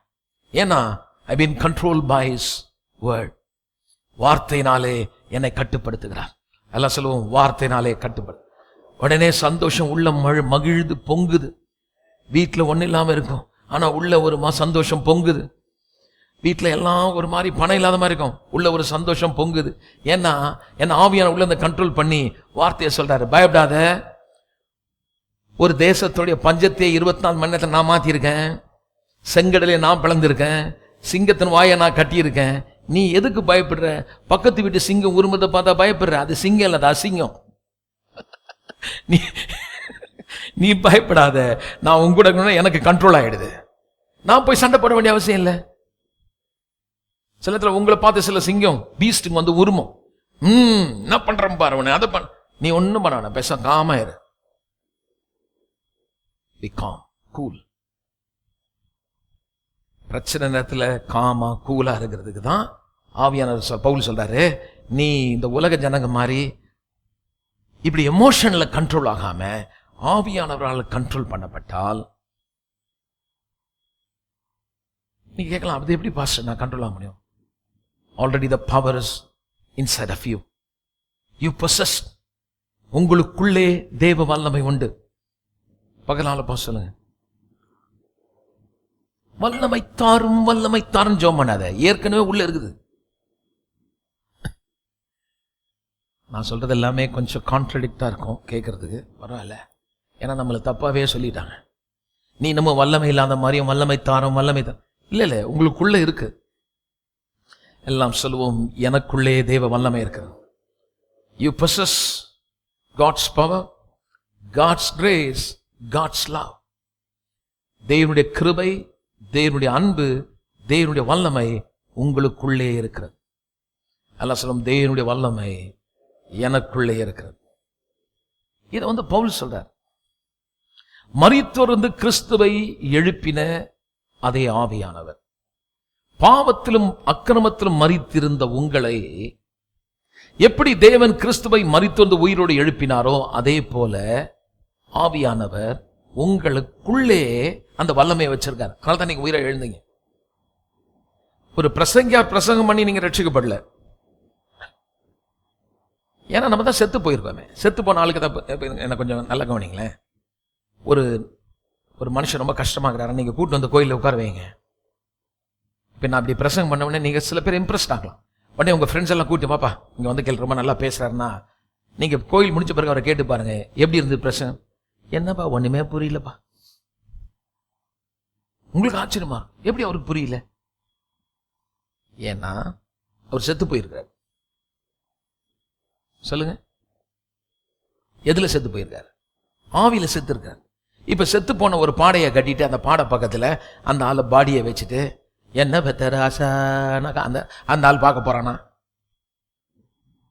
மாமா சித்தப்பா வந்திருக்கிறார் பாரு மாமானா, எங்க வந்திருக்காரு ஒரு டீ போட்டு கொடுங்க போறாரா? நீ என்ன வேணா கத்து, அந்த ஆளை பாருங்க, அடங்கப்பா என்ன அமைதியா இருப்பார் தெரியுமா? அவரு வாழ்க்கையில் இதுவரைக்கும் இல்லாத ஒரு அமைதி. அப்பதான் அவரை பார்க்கணும் பாருங்க. ஆடினா ஆட்டன்னா, குதிச்ச குதின்னா, இப்ப போட்ட படுகையில் அவ்வளோ ஒரு நிம்மதியா கண்ணு பண்ணிருக்காரு. நீங்க பேசினா புரியாது, நீங்க சிரிச்சா சிரிக்க மாட்டாரு, நீங்க திட்டினா திட்ட மாட்டாரு. உங்களுக்கு தெரிஞ்சிருச்சு அவர் நம்மளை விட்டு பிரிஞ்சிட்டாருன்னு. என்ன ஆயிட்டாரு? என்னார் நம்மை விட்டு பிரிந்து போனார். அததான் மரணம்னு சொல்லுது. தேவனை விட்டு பிரிந்தான் மனுஷன் பாவத்தின் விளைவினாலே. தேவனை விட்டு பிரிந்து போகும் பொழுது ஒரு பிரசங்கர் மேலே ஏறி பிரசங்கம் பண்ணோம்னா அவருக்கு எப்படி கேட்கும்? கேட்காது, புரியாது. இப்ப என்ன பண்ணாருன்னா, பாவம் அறியாதவர் எனக்காக பாவமாகி அவர் மரித்த பொழுது பரிசுத்த ஆவியானவர் கிறிஸ்து உயிரோடு எழுப்பினார் பாருங்க. அதே ஆவியானவர் உன்னை உயிரா எழுப்பின உடனே நான் பண்ண பிரசங்கம் புரியுது. அப்ப பிரசங்கம் புரியுதுன்னா அதுக்கு முன்னாடி உனக்கு நடந்திருக்குது. அது என்ன நடந்திருக்குன்னா, உன்னை உயிரா எழுப்பண்டு ஒரு போதகர் கிடையாது, ஒரு இவாஞ்சலிஸ்ட் கிடையாது, ஒரு தேவனுடைய மனுஷன் கிடையாது. உன்னை ரட்சித்தவர் பரிசுத்த ஆவியானவர். So you are not bonded servant. எந்த ஊழியக்காரனுக்கு நீங்கள் கொத்தடிமை இல்லை. நல்லா ஆமென் சொல்லு. சில பேர் பயமுறுத்துவாங்க, நான் உனக்கு சுவிசேஷம் சொல்லி ரட்சிப்புக்குள்ள கொண்டு வந்தேன், நீ என்ன விட்டு போறியாக்கும். இந்த கிமிக்ஸ்க்கெல்லாம் பயப்படக்கூடாது. நீங்க இது பயமுறுத்துறது. இப்படித்தான் நிறைய சபையில பயமுறுத்தி வச்சிருக்காங்க. போயிடாத, அங்க போயிடாத, இங்க போயிடாத. நம்ம சபையில ஒரு தெருவில் மீட்டிங் வச்சேன். நம்ம விசுவாசியம் கொண்டு போய் நம்ம இதை வச்சு 7 வருஷம் தான் ஆகுது இங்கே வந்து. நான் கர்த்தர் கிருபையில் சபை வளர்ந்துட்டே வருது. 1300 குடும்பம் வருது. அல்லேலூயா சொல்லுவாங்க. அந்த பாஸ்டர் சொன்னாராம், ஏன்பா எங்கே கொடுக்குறீங்கன்னாராம். இல்லை, நாங்கள் வெளியில தானே கொடுக்குறோம். இல்லைப்பா, எங்கே போயிடலாம், இல்லை உங்ககிட்ட வந்துடுவாங்க. நான் சொல்லலை, அவரு சொல்றாரு. எப்படி வருவாங்க? வராமல் இருக்கிறது தான் பயமுறுத்தி வேற வைக்கிறாங்க. இப்போ போயிடாது, அங்கே போயிடாது, இங்கே போனால் இதாகிடுவேன். அதுக்கு தான் இதெல்லாம் சொல்கிறேன், நல்லா வழங்கணும். யாருக்கு நீங்கள் கொத்தடிமை கிடையாது. நான் உன்னை பெத்து எடுத்த, இது அப்பா சபை, இது அம்மா சபை, அது சித்தப்பா சபை, பெரியமா சபைகள்லாம் கிடையாது. நம்பக்கூடாது. யாராலையும் நீங்க ரட்சிக்கப்படல. செத்து போன இருந்த உங்களை பரிசுத்த ஆவியானவர் தந்து, ஆவியான உதவினால நம்ம உயிராக எழுந்ததுனால ஒரு பிரசங்கத்தை கேட்டவுடனே நீங்க ரட்சிக்கப்பட்டீங்க. பிரசங்க கேட்டதால் ரட்சிக்கப்படல, உயிர் வந்ததால் ரட்சிக்கப்பட்டீங்க, ஜீவன் வந்ததால. இப்ப என்ன வேதம் சொல்லுது? அந்த ஜீவன், அந்த வல்லமை உங்களுக்குள்ள இருக்கு. பக்கலா சொல்லுங்க, உள்ள வல்லமை இருக்கு. உயிர் தெழுதல் வல்லமை, resurrection power. You have resurrection power. You contain God's power. Hallelujah. அல்ல சொல்லுங்க, எனக்குள்ள தேவனுடைய வல்லமை இருக்கு, உங்களுக்குள்ள தேவ வல்லமை இருக்கு, உங்களுக்குள்ள தேவனுடைய கிருபை இருக்கு, உங்களுக்குள்ள தேவனுடைய அன்பு இருக்குது. அப்போ நம்ம என்ன பண்ணோம்? இந்த தெய்வீக சுபாவத்துக்கு தேவையானது எல்லாத்தையுமே கர்த்தர் நமக்கு வார்த்தையின் வடிவத்தில் கொடுத்துட்டாராம். காட்லினஸ் எடுத்து படிப்போம். பேதுரு எப்படி சொல்றாரு பார்ப்போம். 2 பேதுரு. சந்தோஷமா இருக்கீங்களா? 1ஆம் அதிகாரம் 2வது வசனம். இன்டர்நெட் வழியாக நீங்கள் ஒருவேளை செய்தி கேட்டுக்கொண்டிருந்தால் அடுத்த முறை பைபிள் வச்சுட்டு என் பக்கத்தில் உட்காருங்க. திருப்புங்க. 2 பேதுரு 1ஆம் அதிகாரம் 2வது வசனம். ஒருவேளை நீங்க புதுசா இருந்தா உங்க வேத புத்தகத்துல, வேதாகம் புத்தகத்துல கடைசியில பக்கம் 322, 2 பேதுரு 1ஆம் அதிகாரம் 2வது வசனத்துல பேதுரு சொல்றத பாருங்க. தேவனையும் நம்முடைய கர்த்தராகிய இயேசுவையும் அறிகிற அறிவினாலே உங்களுக்கு கிருபையும் சமாதானம் உண்டாவதாக. அப்ப எனக்கு கிருபையும் சமாதானம் எப்ப வருதுன்னா, இயேசுவை அறிகிற அறிவினாலே. எந்த விசுவாசிக்கு இயேசுவை அறிகிற அறிவு இல்லையோ அவருக்கு அந்த கிருபையும் சமாதானம் பெருக மாட்டு. But it is inside. Already you possess, but you don't have increase. You become stagnant. தேக்கமான நிலையில இருக்கீங்க. ஆனா கர்த்தர் விரும்புறாரு நீங்க பெருகணும். Our God of increase. நம் தேவன் பெருக்கத்தின் தேவன். நல்லா சொல்லுவோம். எப்படி அவர் சொல்றாரு? நீ என்ன எதுல பெருகணும்னா, நான் ஏற்கனவே உனக்கு கிருபையும் சமாதானம் கொடுத்துட்டேன். என்ன குறித்த அறிகிற அறிவை நீ பெற்றால் இந்த கிருபையும் சமாதானம் பெருகும். அதை விளக்கிறார் 3வது வசனத்துல. மகிமையினாலும் காருண்யத்தினாலும் நம்மை அழைத்தவரை அறிகிற அறிவினாலே ஜீவனுக்கும் தேவ பக்திக்கும் வேண்டிய யாவற்றையும் அவருடைய திவ்ய வல்லமை நமக்கு தந்தருளிதும் அன்றி ஏற்கனவே கொடுத்துட்டேன்றார். அதாவது இந்த உலகத்துக்கும் காட்லினஸ், கிறிஸ்துவர்களாய் நல்ல ஒரு பிராக்டிகல் கிறிஸ்டியன் லிவிங் வாழ்வதற்கு தேவையான டிவைன் பவர், வல்லமை உங்களுக்கு கொடுக்கப்பட்டாகிவிட்டது.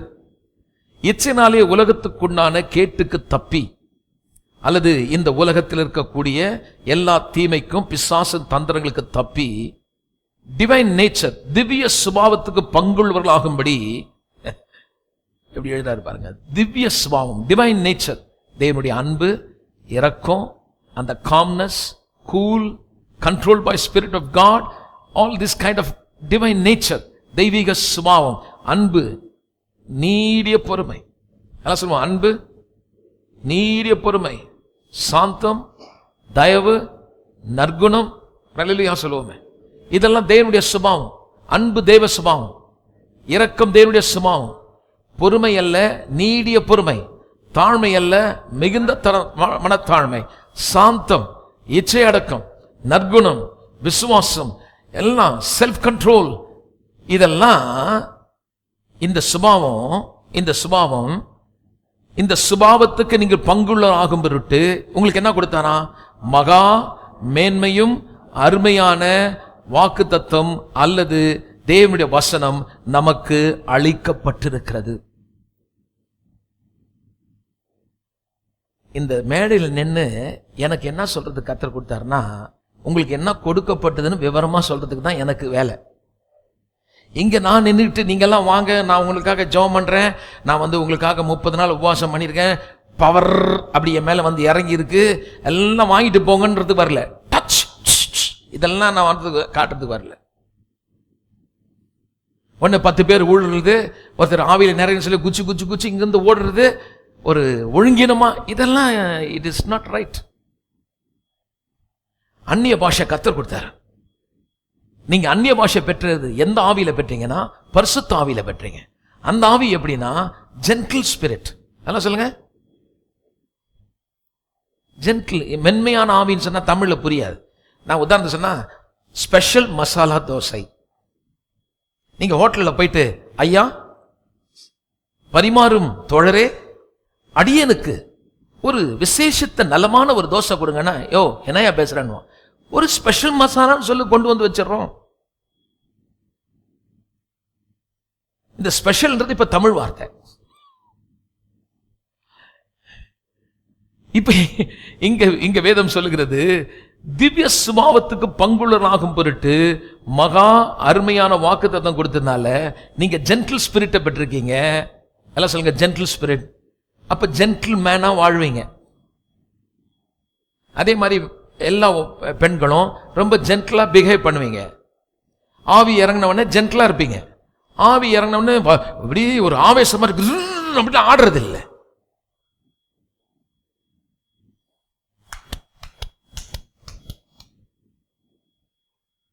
அது இறங்குறதுக்காக அதுக்கு ஒரு கை தட்டு, அதுக்குன்னு ஒரு ஸ்பெஷல் தட்டு.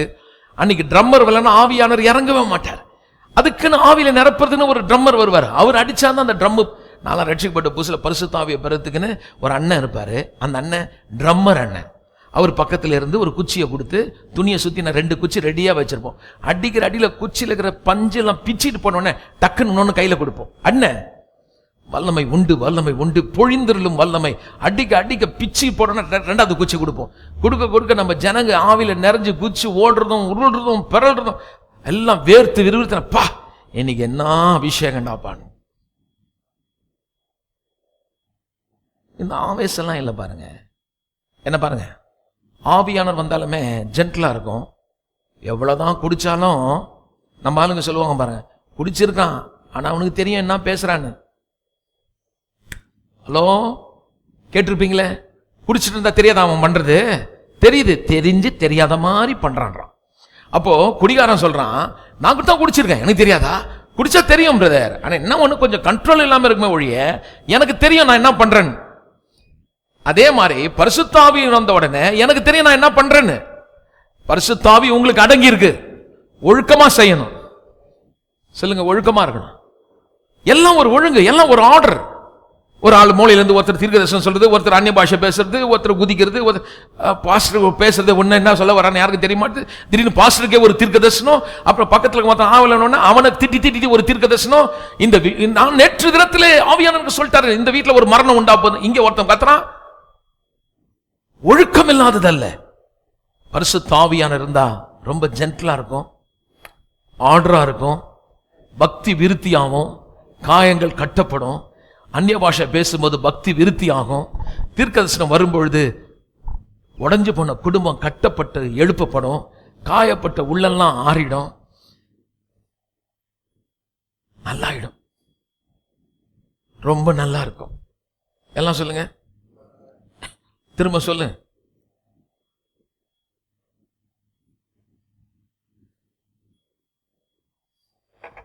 ஒன்னு சொல்லி முடிச்சார், அடுத்த வாரம் தொடர்ந்து பார்ப்போம். வெளியிலையா சொல்லுவாங்க. நான் சின்னதா இருக்கும்போது பிசி டேப்லெட் ஒன்று வித்துது. Can you remember that? இந்த ரஸ்னாலாம் இருக்குது பாருங்க, ரஸ்னா கிரேப் ஜூஸ். இந்த டேப்லெட் வாங்கி உள்ள போட்டிங்கன்னா அப்படியே சோடா மாதிரி ஆகிடும், அப்படி எழும்பும். எழும்பின உடனே அது குடிச்சிங்கன்னா சோடா மாதிரியே இருக்கும். என்ன ஒரு மாதிரி பார்க்குறீங்க தெரியல, உங்களுக்கு தெரியுதா? நான் அப்போல்லாம் இப்போ பார்த்தீங்கன்னா கார்பனேட் அந்த இது சிலிண்டர் வச்சுருக்காங்க. நீங்கள் அதை வாங்கி அந்த பாட்டில் அதை உள்ளே வச்சு நீங்கள் பம்ப் அது அழுத்துனீங்கன்னா உடனே சோடா மாதிரி ஆகிடும். நாங்கள் சின்னதாக இருக்கும்போது அதெல்லாம் வந்து பிரச்சனை கிடையாது. டேப்லெட் இருக்கும், அது தூக்கி உள்ளே போட்டிங்கன்னா அப்படியே ஜின்னு எழுணும், டக்குன்னு குடிச்சோன்னு அப்படியே கேஸ் ஜின்னும். அது என்ன ஒன்னா உள்ளே இருக்கக்கூடிய லிக்விடை கீழே தள்ளி இந்த டேப்லெட் பபிள்ஸ் மேலே எழும்பி நொற அப்படியே மேலே வந்துடும், உள்ளே இருக்கிறத கீழே தங்கிடும். ஆவியானவர் உங்களுக்குள்ள இருக்காரு. பாவம் உள்ள போச்சுன்னா ஜிபு ஜிபுச்சுன்னா அப்படியே கிளப்பின் மேலே போற மாதிரி இருக்கும் பாவ வாழ்க்கை. எழும்பிடக்கூடாது, தெளிந்த புத்தியா இருக்கணும். எல்லாம் சொல்லுவோம், ஆவியானவர்களை கண்ட்ரோல் பண்ணப்படணும். அடுத்த வாரம் நான் நிறைய காட்ட போறேன், பக்கத்தில் சொல்லுங்க வந்துடணும். நல்லா சொல்லுங்க, உங்க ஃப்ரெண்ட்ஸ் எல்லாம் கூட்டிட்டு வாங்க.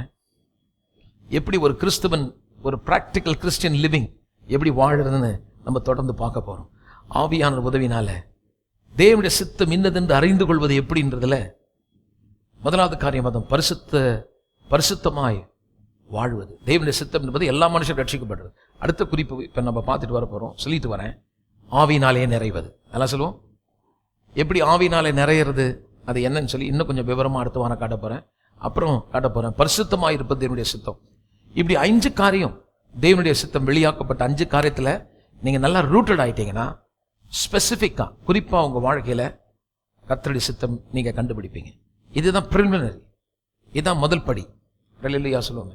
இதுல நீங்க பழக்கம் ஆயிட்டீங்கன்னா மற்றவர்களுக்கு நீங்க ஜெபிக்கிறவர்களா ஆவியில நிறையக்கூடிய ஒரு அனுபவம் உண்டாயிட்டு பரிசுத்தமான வாழ்க்கை எப்படி வாழணும்னு தெரிஞ்சு அதுக்கப்புறம் நீங்க தேவனோட நெருங்கி வர வர வர உங்க வாழ்க்கையில நீங்க கடை திறக்கிறதா திறக்கக்கூடாதா, இந்த பொண்ணை கல்யாணம் பண்ணமா பண்ணக்கூடாதா, இல்லை இந்த வீட்டு வாங்குறதா வாங்கக்கூடாதா, இதெல்லாம் இன்னொரு அக்கா கிட்டலாம் போவேன், ஜப்பா அக்கா கிட்டலாம்.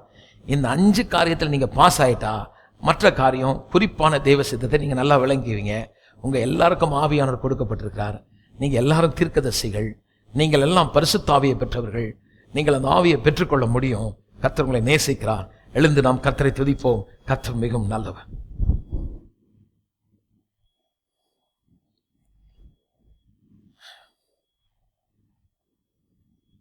கர்த்தர் நம்மை ரட்சித்து அவருக்குன்னு சொந்தமா கேட்டாரு.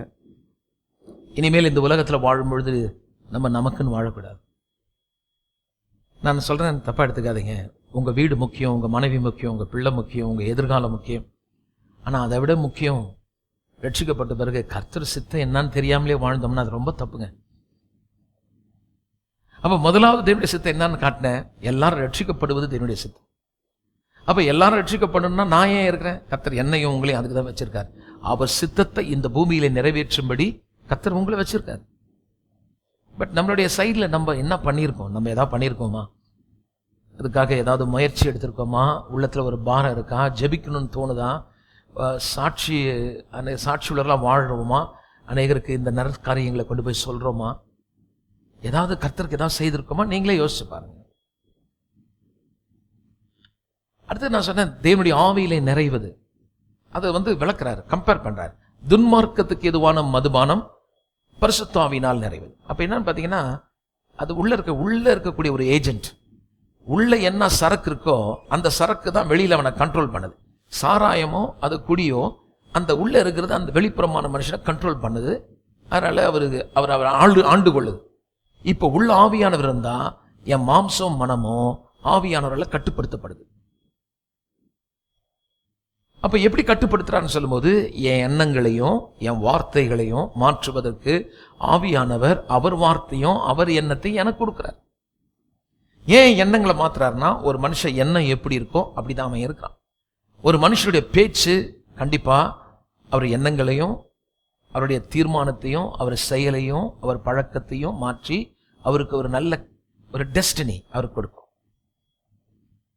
எண்ணங்கள் பேச்சை கொடுக்குது, அல்லது நீங்க கேட்கும் வார்த்தை எண்ணங்களை பிறப்பிக்கிறது. எண்ணங்கள் ஒரு காரியத்தை செய்ய தீர்மானிக்க வைக்கிறது.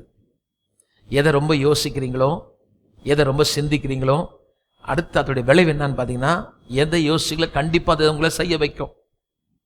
எதை நீங்க திரும்ப திரும்ப செய்றீங்களோ அது உங்களுக்கு பழக்கமாயிடும். எது உங்களுக்கு பழக்கமாவதோ அது உங்களுடைய கேரக்டர் ஆயிடும். உங்க கேரக்டர் என்னவோ அதுதான் உங்களுடைய முடிவு. அப்ப இன்னைக்கு நீங்க எந்த முடிவில் இருக்கீங்களோ அந்த முடிவு மாறணும்னா உங்க பழக்கம் மாறணும். உங்க பழக்கம் மாறணும்னா உங்க செயல்கள் மாறணும். உங்கள் செயல்கள் மாறணும்னா நீங்க எடுக்கிற தீர்மானம் சரியா இருக்கணும். உங்க தீர்மானம் சரியா இருக்கணும்னா உங்க எண்ணங்கள் சரியா இருக்கணும். உங்க எண்ணங்கள் சரியா இருக்கணும்னா பேச்சு சரியா இருக்கணும். அப்ப பேச்சும் எண்ணமும் சரியா இருக்கணும்னா ஆவியான உதவினால இந்த பேச்சு, இந்த வார்த்தை, இந்த எண்ணம் உங்களிடம் மாறினா கண்டிப்பா உங்க முடிவு பிரகாசமா இருக்கும். சரிங்களா? புரிஞ்சா நல்ல ஒரு ஆமேன்னு சொல்லுவோம். அதனால நீங்க ஐயா கொஞ்சம் ஜாம் பண்ணி விடுங்கய்யா, ரொம்ப கஷ்டமா இருக்குயா, நீங்க ஏதாவது ஒன்று பண்ணி விடுங்கயான்னு சொல்லிங்கன்னா நீங்க வேணா நீங்க யோசிச்சு பாருங்க, எத்தனை பேர்கிட்ட தலை கொடுத்தீங்க, எத்தனை பேர் ஜாம் பண்ணாங்க, ஏதாவது நடந்துதான்? நீங்களும் ஜாம் பண்றீங்க ஒன்றும் மாற மாட்டுது. அப்புறம் நீங்க நினைக்க கட்டு இருக்குது, பேய் இருக்குது நினைக்கிறீங்க. இல்லை இல்லை இல்லை, ஜபம் பண்றதுக்கு முன்னாடி வேதத்தை படிக்கணும். இல்லைன்னா ஜபம் அருவருப்பா இருக்கும். ஏன் வேதத்தை படிக்க சொன்னாரு? சரி ஜபம் பண்ணுறப்பா எல்லாம் பைபிள் எடுங்க படிப்போம், ஹல்லேலூயா, அதனாலே பூமியிலே தண்ணீர் ஆசீர்வதிக்கிறவன் சத்திய தேவனுக்குள்ள அதனை ஆசீர்வதிப்பான், ஆமேன் படிச்சா ஜபம் பண்ணுவோம். இது இல்ல, வேதத்தை வாசிக்க சொல்லல, படிக்க சொல்லுது. செய்திகள் வாசிப்பது. வெங்கட்ராமன், மழை வரும், கடினமான கடந்த நாளாய் இருக்க வெப்பம் தனியும்படி ஒரு மழை வருகிறது போல் இருக்கிறது, குறைந்த காற்றழுத்த மண்டலம். இது செய்தி வாசிக்கிறது. படிக்கிறதுனா நிதானமா பகுத்து படிக்கிறது. வாசிக்க கூடாது, பைபிளை படிக்கணும். அப்ப ஆவியான உதவினால புரிஞ்ச பிறகு ஜெபம் பண்ணுங்க.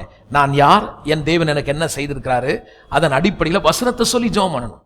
உங்க பிரச்சனையை சொல்லிட்டு ஆண்டவரே எனக்கு எப்படி இருக்குன்னா கதை சொல்ற, எனக்கு நீ சொல்ல வேணாம், நீ சொல்றதுக்கு முன்னாடி எனக்கு தெரியும்ன்றார். அப்ப ஜெபம் என்ன? தேவன் என்னை குறித்து என்ன எண்ணுகிறார் என்பதை அறிந்து அந்த வார்த்தையை சொல்லி சொல்லி ஜெபிப்பது. ஆண்டவரே நீர் சொல்லவில்லையா நான் சுகமானேன் என்று, எழுதியிருக்கிறதை கர்த்தாவே நான் சுகமானேன், நீர் எழுதியிருக்கிற கர்த்தாவே கைவிடுகிறதும் அல்ல, உன்னை விட்டு விலக மாட்டேன் என்று சொன்னீரே, அதனால் தைரியம் கொண்டு சொல்லுகிறேன், என் தேவன் என் சகாயர், இந்த பிரச்சனை என்ன செய்ய முடியும்? நீ சொன்னீர், எவனாக இந்த மலையை பார்த்து நீ பெயர்ந்து சமுத்தல்லுண்டு போ என்று சொன்னார், சொன்னபடி ஆகுன்னு சொன்னீங்களே. நீங்க சொன்னீங்க, மனுஷன் சொன்னா பொய் பேசுவான், ஆனா நீங்க பொய் சொல்லாத தேவன், உங்க வார்த்தையை நம்பி நான் சொல்றேன், இந்த மலை பெயர்ந்து போகட்டும் சொன்னா சொன்னபடி ஆகும். இதான் ஜெபம். ஹல்லேலூயா சொல்லுவாமே. ஆண்டவரே தோத்திர, ஆண்டவரே அல்லேலூயா, ஓ ஆண்டவரே க்ளோரி, இத மாதிரிலாம் மனப்பாடம் பண்ணி சத்தத்தை மாத்திலாம் ஜெபம் பண்ண வேணாம். கொஞ்சம் வெயிட் அப்பான் காட். தாகத்தோடு போங்க, தாகத்தோடு போங்க. ஒரு மதம் மாறி பின்பற்றாதீங்க. உங்க அப்பா அவரு, நீங்க உண்மையா கேட்டு பாருங்க, ஆண்டவரே என்னை நிரப்பும். கர்த்தர் உங்களை நிரப்புவார், ஆவியினாலே தாகம் தீர்ப்பார், ஆவியானவர் இறங்குவார், வார்த்தை குறித்து வெளிப்பாடு கொடுப்பார். You become cool, calm, you will be controlled. நீங்கள் அப்படியே அமைதி உள்ளவர்களாய் பிரச்சனை மத்தியில சொல்வீங்க, இல்ல இல்ல இல்ல இந்த தீமை அணுகாது, கர்த்தர் நன்மையை செய்வார் என்று நீங்கள் அறிந்து கொள்வீர்கள். கரங்களை உயர்த்தி சொல்லுங்க, அன்புள்ள பிதாவே, உம்முடைய குமாரனை கொடுத்து அவர் இரத்தத்தினாலே என்னை ரட்சித்து உம்முடைய ஆவியை என்மேல் பொழிந்தருளி நிரப்பி இருக்கிறபடினாலே நீர் என்னை ஆளுகிறீர். பிரச்சனை அல்ல, போராட்டம் அல்ல, உலகத்தினுடைய பாவங்கள் அல்ல, தீமைகள் அல்ல, என்னை ஆள முடியாதபடி நான் உம்முடைய ஆவியினாலே நிறைந்து வார்த்தையை குறித்து விளங்கி வெளிப்பாட்டினாலே உமது நாமத்திலே நீர் விரும்புகிற காரியத்தை நான் செய்து முடிப்பேன். வெற்றி உண்டு, பதிலை எடுத்துக் கொள்கிறேன் இயேசுவின் நாமத்தில் பிதாவே, ஆமென். என் ஆத்துமாவே கர்த்தரை ஸ்தோத்திரி, உள்ளமே பரிசுத்த நாமத்தை ஸ்தோத்திரி. என் ஆத்துமாவே கர்த்தரை ஸ்தோத்திரி, செய்த சகல உபகாரங்களையும் மறவாதே. ஆமென். கர்த்தராகிய இயேசு கிறிஸ்துவின் கிருபையும் பிதாவாகிய தேவனுடைய அன்பும் பரிசுத்த ஆவியானவருடைய அன்யோன்ய ஐக்கியம், சந்தோஷம், சமாதானம் எப்பொழுதும் எப்பொழுதும் சகல பரிசுத்தவான்களோடு என்றென்றைக்கும் இருப்பதாக. Bye bye, God bless you. சென்று வாருங்கள், கர்த்தர் உங்களோடு கூட இருக்கிறார்.